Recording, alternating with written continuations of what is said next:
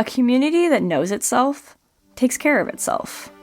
The stories of those who live in the Mat-Su borough are as varied as the people themselves. Some you have heard. Some perhaps you have not. This is Voices of the Mat-Su, bringing our stories to life.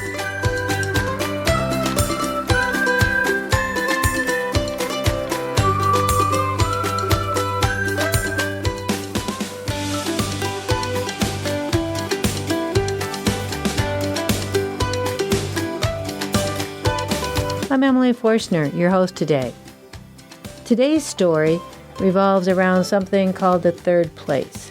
These gathering places that lie outside our homes and our workplace, and where we find community.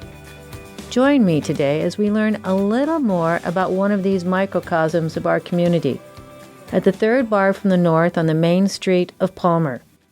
That's right, the Palmer Bar and Grill.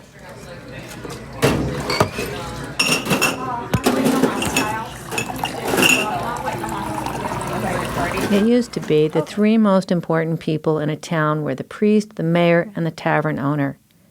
Taverns have always acted as that community hub. You went there to exchange ideas, get information, socialize, get out of the wind. This is where you went to vote. So important were taverns. In many cases, they have become the historical record. So when the mayor of Palmer awarded a local tavern the Business of the Year, I was curious. What is this unique voice, a tavern's voice, in the Mat-Su? Who went there? What's the history? And how does it cultivate such a sense of belonging and community? So today, we're going to get to know the owners and get to know one of the bartenders. And finally, we talk with some of the regulars who make this a gathering place, that third place, Thank you. where everyone knows your name.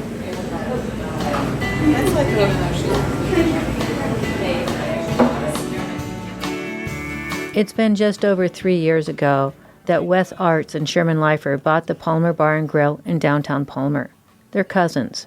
One a lifelong Alaskan, the other a transplant at a young age from Spokane, Washington. Wes has been part of the food and beverage industry most of his life, mostly in Girdwood.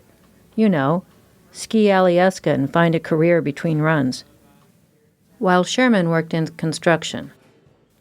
Wes always thought he'd like to own a bar, and Sherman always wanted to own a bit of Palmer history. Which is why, when longtime owners Mary Lou Coddington and Jack Burnett put the Palmer Bar up for sale, Sherman was more than interested. I couldn't stop thinking about it, and the next morning I called Wes, and we started looking at it, and the rest is history, but I just thought it'd be so cool to own a piece of Palmer's history. And Wes knew immediately, this place was it. Sherman calls me up. I wasn't working, and he's like, the Palmer Bar's for sale. And I'm like, okay. And as soon as I walked in and I started watching it, I was like, okay, this place is awesome. Can't say anything more than Jack and Mary Lou are amazing, and so thankful that they gave us the opportunity to basically, as Wes likes to put it, take their child and keep it going. They signed the papers on the day the state shut down for COVID. Wes says Mary Lou was determined to keep the bar open. And so that's just what they did. She was determined that we did not even close a day between transfer, because you don't want to close a community thing. We only try to close 2 days out of the year, Christmas Day, and we try to take 1 day to do something with the employees. Community thing. Think about that a moment. Third places are the spots that aim to lift up the people who gather there. They offer support. Even though they appear to be so natural an occurrence, they need deliberate attention and thought to be that supportive place. Like staying open was for Mary Lou.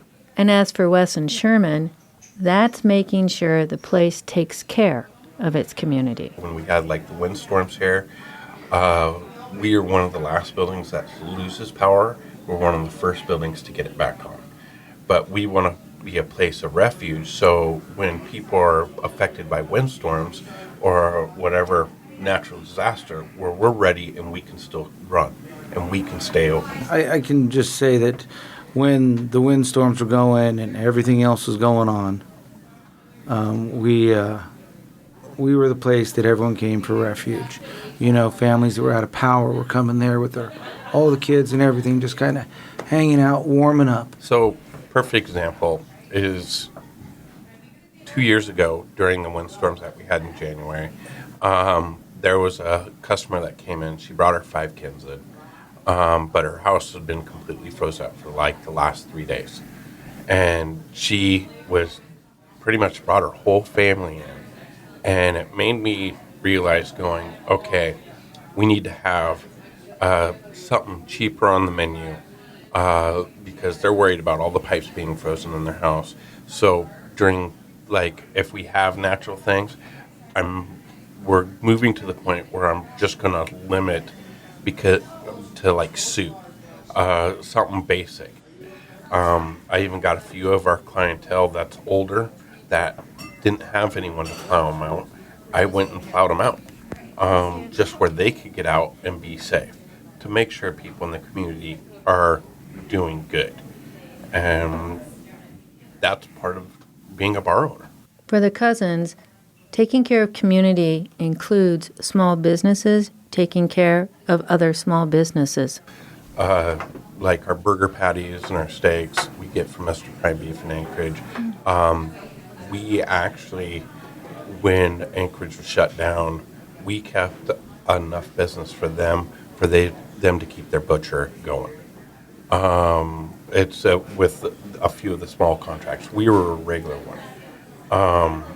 But the thing is at the same time, when they're butchering or cutting our steaks for us, they're making sure that they're good. When you first walk into the Palmer Bar and Grill, you'll notice the layout. It's called a shotgun bar, longer than wide, with a red bar that stretches from the door to the kitchen area. Behind the bar, you might see the original cooler from when it was a Palmer Lounge. The bartenders wash all their own glasses because there simply isn't space for a dishwasher. It's pretty small back there. By the front window, the pool table sits on top of old and faded carpet. At the very least, the bar is unpretentious. And at the most, it's a classic dive bar without the nicotine. The Palmer Bar was established in 1936. And, it's always been the place across the tracks.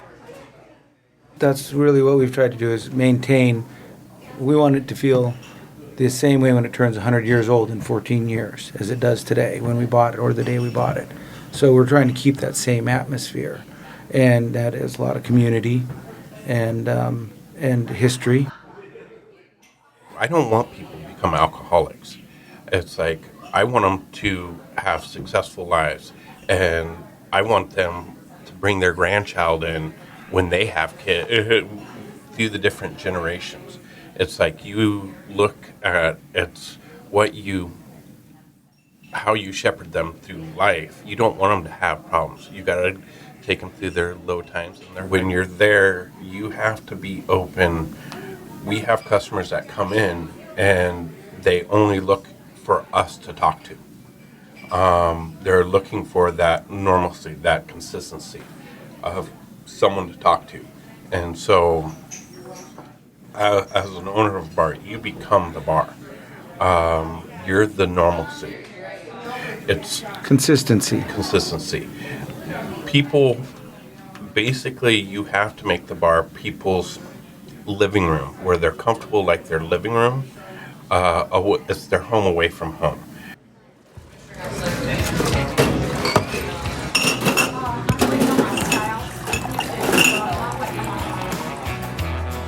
I'd like to think Palmer Bar is a little bit different. I like to think we really, really have built just this little community. And I hear it all the time. I hear about how much people just enjoy and love to be there. They love to come there and socialize. They love to meet new people. It's amazing. I feel like you walk into our bar and everybody's interacting. That's Samantha, the weekend bartender. She goes by Sam. I wanted to get to know her better because if the Palmer Bar and Grill really is this third place, that smaller community within a community, then the bartender is the maestro for this orchestra of people. I wanted to know what it's like to be in a role that merges tending bar with building relationships that support a whole community. Sam has been working as a bartender here for 4 years. Sam is also studying to be a nurse between raising her 7-year-old son and working full-time. Just 1.5 more years to go. She's pretty excited. She says bartending is the perfect job to prepare for nursing. Think about it. Hospitality, hospital.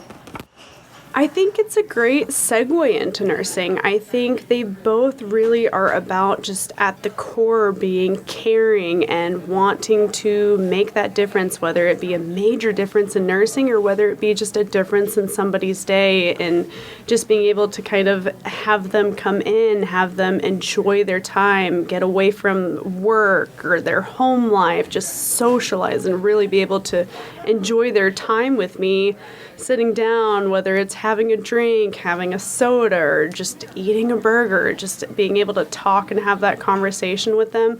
It's no different than me being in nursing and having that same conversation with someone who's in need, or just being able to make that small little change in their day that can just make this larger impact later that I may not even realize. Sam brings that attitude to the job the minute she walks in the door. Start with a good morning. It doesn't matter if it is 10 o'clock in the morning or if it is 5 p.m. I start with a good morning, sunshine, and hey, how's it going? Because at the end of the day, who knows if anybody's told them hello so far? Who knows if anyone's asked them how their day has been yet? I'm going to want to be that person who at least makes that effort to do so. Sam says that being a bartender is more like being a facilitator. It's like being that weatherman of sort who can influence the atmosphere above. Clearly, bartending is more than pulling tabs. Man, I had no memory skills prior to bartending at all. But bartending has improved that by miles. I might not remember your name. I'm going to remember your drink every time. You're going to sit down. I might have met you one time, but guess what? I'm going to remember that you drank a vodka soda and that you want zucchini fries with the wasabi ranch. Can't forget that. Not to mention the multitasking. I would like to say I'm just about an expert level multitasker at this point. Been told that quite a few times. I'm pretty good at owning a room. I can walk in and definitely take over immediately. Until I talked to Sam, I hadn't considered the influence the bartender has on the overall atmosphere. If the vibe is off in that bar, people aren't going to want to sit there and talk to anyone. They're not going to want to sit there and enjoy the night with me. They're going to be ready to drink their beer and get out of here. If we are all having a good... I think there is this stigma around a bar, around alcohol, around the idea of walking into a bar. I think most people see that oftentimes as this dirty thing, and I don't think that's the way it is in today's world anymore. I can honestly say I don't see as much of people coming in and just getting completely intoxicated and belligerent and just being a nuisance. I don't see that anymore these days. I don't see as much of the negativity as people try to push onto it. The same with being a bartender in general. I think there's this negative attitude that follows the idea of being a bartender and the idea of serving alcohol and the idea of working for tips as kind of, in a way, this idea of selling yourself. I'm not doing that. I'm not here trying to get everybody drunk at the end of the day. We have to remember this is a small community. I know just as much about these people as they allow me to. I know who shows up every day. I know the idea that, hey, alcohol isn't the best for your body, so let's not push it too much. The places that become what we call third places are throughout a larger community, such as the Matsu. They're smaller, usually close in proximity to where you live, and oftentimes homogeneous in makeup. That's what makes the neighborhood pub or tavern a little different. They often host a wider variety of people. They can act like kind of a mirror for the community. Main Street Palmer used to be where all the big bikers went, the Harley-Davidson type bikers. Sam says that's changed somewhat over the years just because Main Street has changed. Bikers still come in, and she loves that, especially when she sees a biker talking with a family with 5 kids, sharing stories, burgers, sodas, maybe a Budweiser. Sam's noticed other changes as well. Let's go sit over here. Thank you. I think most people don't realize that COVID has really changed the industry. It has really taken its toll on it. I think it's a lot more unpredictable these days. I used to be able to tell you, hey, Friday night's the night to come out because it's way busier and Saturday's going to be a little slower. I don't really see that pattern so much anymore. It's very unpredictable these days, which can kind of be a scary thing, especially for this industry. Predictability is kind of nice, especially when you're mainly working for tips at that point.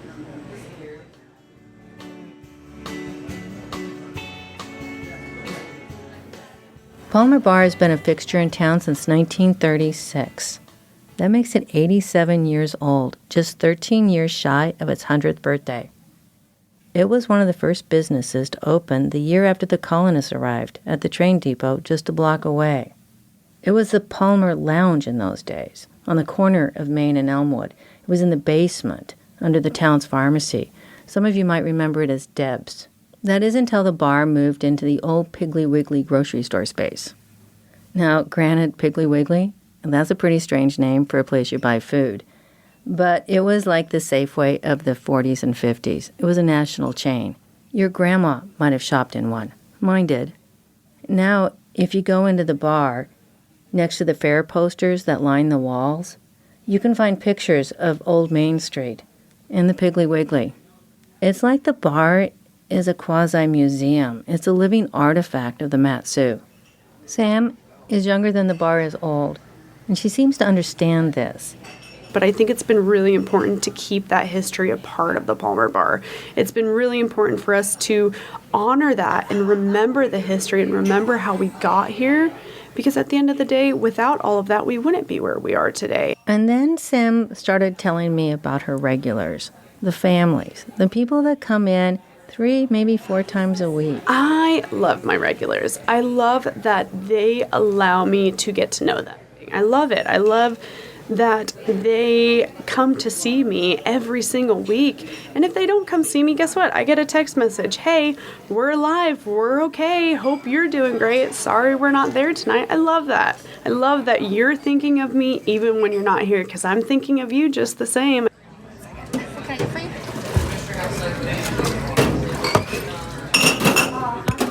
The first time I was in the Palmer Bar was back in the 80s. I was a little younger then, but it didn't look much different on the afternoon I went in to meet some of the regulars that Sam spoke so highly of. And I wondered, what made this bar their gathering space, their third place, that living room extended? When I first moved into town, I went to all of the restaurants. I tried all of the restaurants. I tried all of the bars. And this place here was the most welcoming. They were just so friendly, and the fellow customers were so friendly. That's Jennifer Pelletier. She told me she had lived in Arizona for 17 years. She was miserable. It was hot. It was too hot. So she dreamed of the last frontier. She wanted the cold winters, the dark days, the howling winds. Yeah, not really. But she did always want to live in Alaska. And when her job opportunities opened up, she and her partner moved to the Mat-Su. And I wondered if regulars had favorite bartenders. Tender or waitress? Oh, Chelsea. Without a doubt, Chelsea. She's actually the very first bartender that welcomed me in here. It was a Sunday when I was cruising around town trying to find a new place to try that day. And Chelsea welcomed us in. And I was hooked. I was absolutely hooked. I thought, okay, I'm going to be a local at this spot because she was so friendly. And now we've become friends and we hang out outside of work. You feel welcomed. Someone says hello. A bartender becomes your friend. Regular Marcy Cornell says it's even more than that for her. It's like having an extended family in a way. It's this family part that has Marcy. She's a hockey mom. Several hockey families come to the bar during the winter before or after hockey practices. And for Marcy, The bar serves as a place to eat, socialize, and celebrate everything from games to birthdays.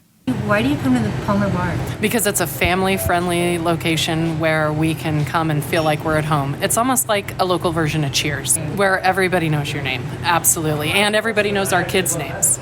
It's just one of those places where the kids would feel safe if they were out at Friday Fling, for instance, and we weren't all with them, and they needed something, they would walk right in here and say to one of the bartenders, like, hey, I need something. Yeah. I mean, obviously not a beer, but you get my point. Yeah.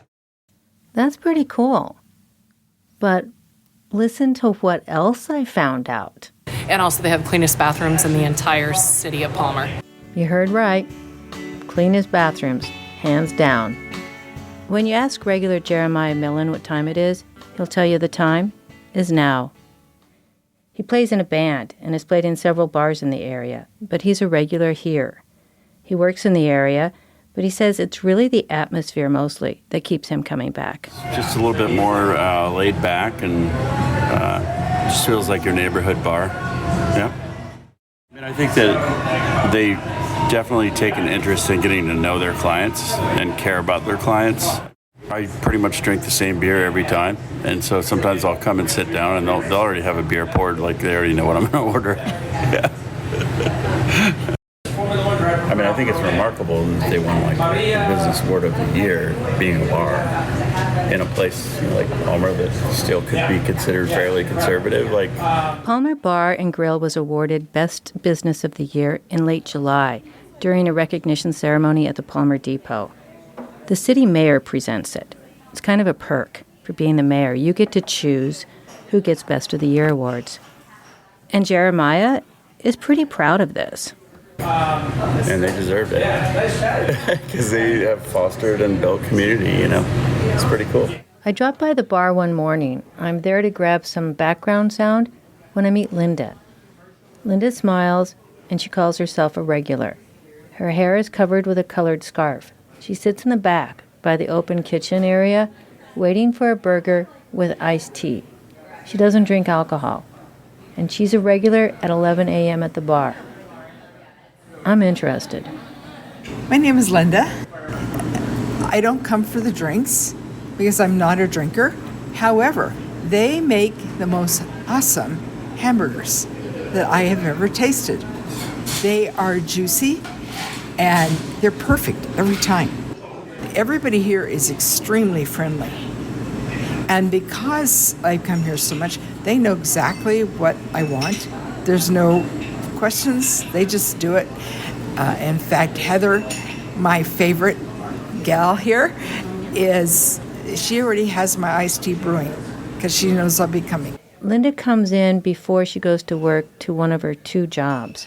She asked Chris, the daytime bartender, if she could have gluten-free hamburgers. He said, yeah, they could work that out. When I came in, I watched everything they did. They were so super cautious with my burger. Very, very, very careful. And then I tasted that burger. It was juicy. And it's like, I am sold. Linda and her husband come in every Sunday for lunch. He doesn't drink either. I have a feeling, though, that when they come in, their iced tea is ready. The Business of the Year plaque sits behind the bar against the mirror. Wes says the regulars like to hold it and take their pictures with it. They share it on Facebook. I would thank all the staff. I thanked all the customers. And they, next thing you know, they're all like, I want a picture of it. And I posted on my Facebook page. And it was like, yes. And they're like, this is my bar.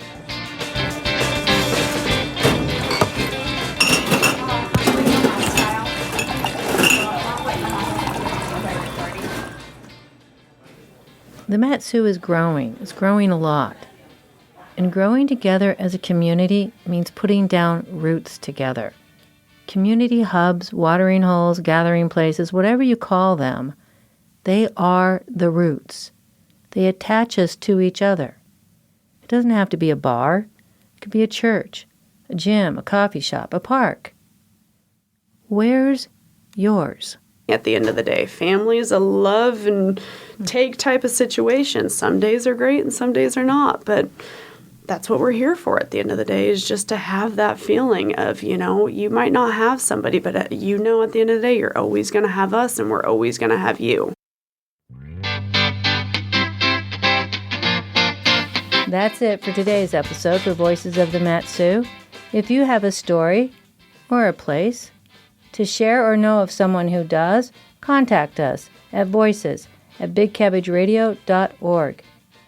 Special thanks to all of the patrons at the Palmer Bar, Jenny Barnes and my daughters Katie and Tess for their guidance and support. For more information about Best of the Year awards, you can go to the City of Palmer website. Thanks for listening, and stay good out there, Mat-Su. This was Voices of the Mat-Su, sharing stories told by those who live in the Mat-Su borough. To revisit this and past stories, go to bigcabbageradio.org. This project is funded by a grant from the Mat-Su Health Foundation and is produced by Emily Forstner for Big Cabbage Radio. The views expressed in Voices of the Mat-Su do not represent the views of Big Cabbage Radio or the Mat-Su Health Foundation. Comments or questions about this show may be sent to voices@bigcabbageradio.org.